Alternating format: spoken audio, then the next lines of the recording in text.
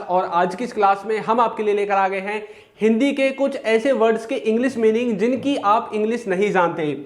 जैसे कि आपको नहीं पता कि दूध वाले को इंग्लिश में क्या कहते हैं, या फिर भतीजी को इंग्लिश में क्या कहते हैं, नाना को, नानी को, मौसी को इंग्लिश में क्या कहते हैं, और साली, जेठानी, देवरानी, नंद इनको इंग्लिश में कहते क्या हैं। तो चलिए जानते हैं इनके बारे में।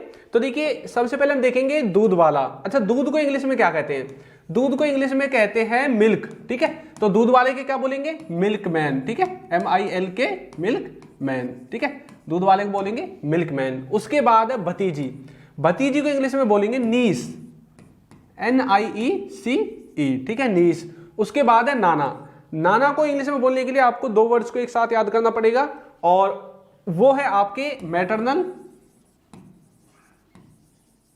अब ग्रैंडफादर आपको इसके बाद लिख देना है। ठीक है,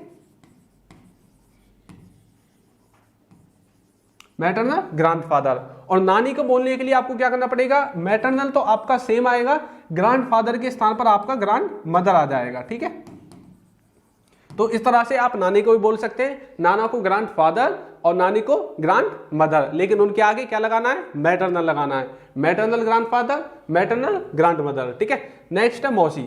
मौसी होती कौन है? मौसी होती है हमारी मम्मी की बहन, यानी कि मम्मी की सिस्टर। तो मम्मी को इंग्लिश में कहते हैं मदर, और मदर की वो सिस्टर है तो मदर्स सिस्टर बोलेंगे। ठीक है, कैसे लिखेंगे?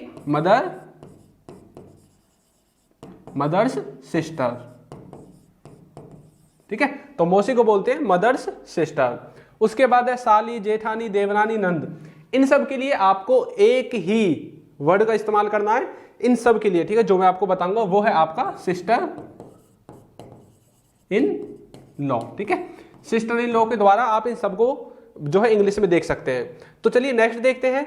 नेक्स्ट है इसमें हमारा, जैसे कि ससुर को क्या कहते हैं, सास को क्या कहते हैं। अब सौतेली लड़का होता है, सौतेली लड़की होती है, सौतेले मम्मी, सौतेले पापा, इनको इंग्लिश में क्या कहते हैं? तो देखिए ससुर को कहते हैं इंग्लिश में, बताइए क्या कहते हैं ससुर को?